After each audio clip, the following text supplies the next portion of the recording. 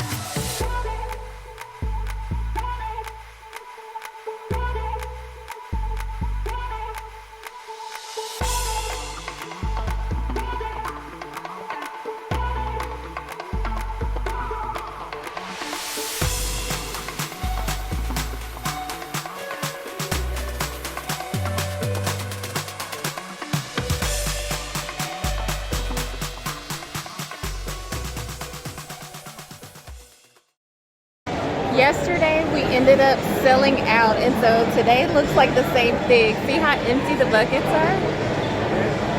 So either I'm gonna have to make more products, or people just love our flowers. Maybe it's both.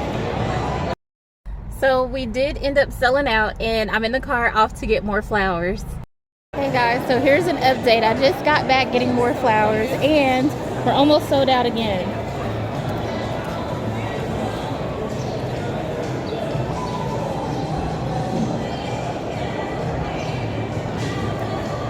This has been a super interesting market, bringing the kids to the market and then selling out for 2 days straight in a row.